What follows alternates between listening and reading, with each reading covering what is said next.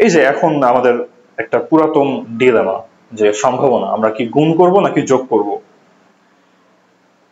যদি দুইটা ঘটনা পরপর হয় বা একই সাথে হয়, দুটা ঘটনা একসাথে হওয়ার প্রবাবিলিটি কত, দুটা ঘটনা পরপর হওয়ার প্রবাবিলিটি কত, দুইটাই হওয়া লাগবে। যদি এরকম যদি হয় তাহলে আমরা দুইটা সম্ভাবনা এখানে গুণ করব।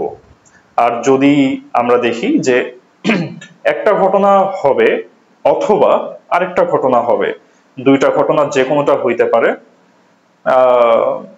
একটা হলেই হয়, যে কোনো একটা হলেই হয়, এই সব ক্ষেত্রে যদি আপনার কোশ্চেনে কোনোভাবে অথবা নিয়ে আসতে পারেন তাহলে আমরা এই দুইটা সম্ভাবনা যোগ করব, গুণ করব না।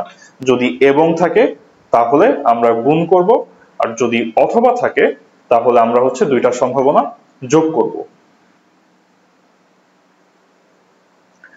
আমরা একটা এক্সাম্পল দেখি, যে দুইটা ডাইস থ্রো করা হলো, পরপর দুইটা ছক্কা আমরা থ্রো করলাম, প্রথমটায় 1, পরেরটায় 3 আসার সম্ভাবনা কত? তো প্রথমটায় 1 আসার সম্ভাবনা হচ্ছে 1/6, অবভিয়াসলি, যেহেতু টোটাল 6টা আউটকাম আসতে পারে, আপনি 1 চাচ্ছেন, সো 1/6 একটা আউটকাম চাচ্ছি তাই। পরেরটায় 3 আসার সম্ভাবনা কত? 3 হচ্ছে একটা নির্দিষ্ট আউটকাম, একটা আউটকাম এন্ড টোটাল আসতে পারে 6টা, সো সেটারও প্রবাবিলিটি 1/6।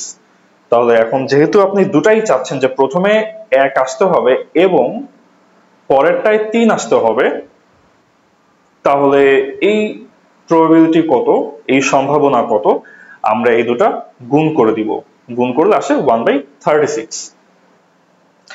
এখন ধরেন যে আপনাকে বলা হলো যে ঠিক আছে, যে কোনো একটা হইলেই হবে, প্রথমটা 1 আসুক অথবা পরেরটা আপনার 3 আসুক, যে কোনো একটা হলেই আমার চলবে। এই যদি অথবা বলা হয় যে কোনো একটা হলেই হবে, তখন আপনাকে দুইটা সম্ভাবনা যোগ করা লাগবে।